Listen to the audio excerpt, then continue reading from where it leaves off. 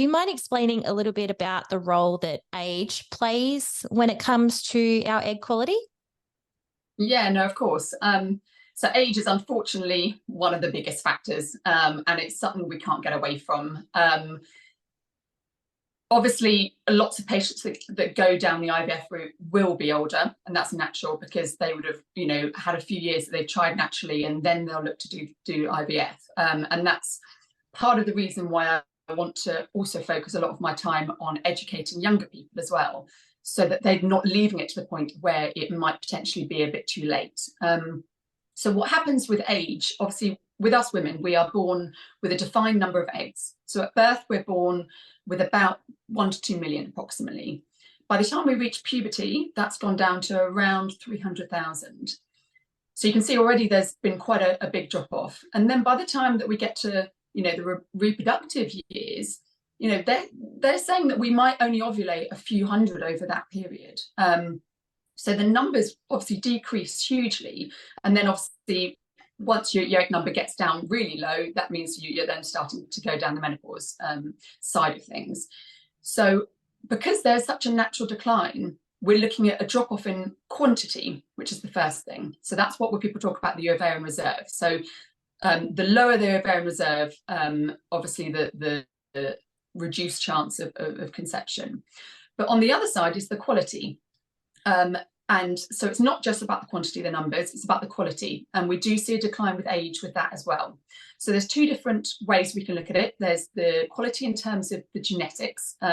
So that's your chromosomes. And as women get older, after about 35 especially, we start seeing an increase in an abnormal number of chromosomes within the egg.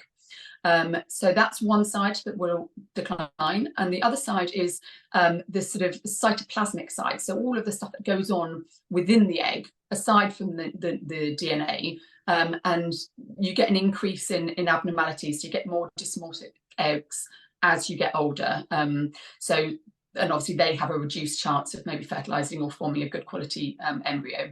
So unfortunately, those three parameters do decrease with age, which is why obviously the chances of conception will go down as the lady gets older. Yeah. If only we could rewind that clock. Wouldn't that be amazing?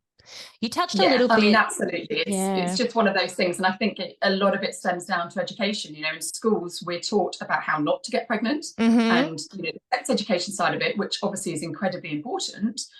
But we're not taught anything about fertility, and we're not taught anything about why things might not happen naturally and what to look out for and what you can do and what the options are. So for instance, with egg freezing, it's sort of taken off hugely, but the people that are freezing their eggs are their late 30s who are starting to panic a bit that maybe they're not in the right situation to have children yet. But really, you want to be catching the people in their 20s to freeze their eggs. So things like that, it's all an education. And obviously the more people like myself that are sort of out there trying to do stuff, especially online, I've even ventured onto TikTok, which was incredibly scary to do. But, I'm trying to kind of capture people, at the earliest stage as well. So that it's not necessarily people in a situation where they have left it to the point that it might be a little bit too late. Yeah, it's a very important message that you're sharing. And yeah, hopefully it's something that will become more well known and I guess less overwhelming and daunting for women before they get to that stage where, oh no, is it too late for me? Have I left it too long?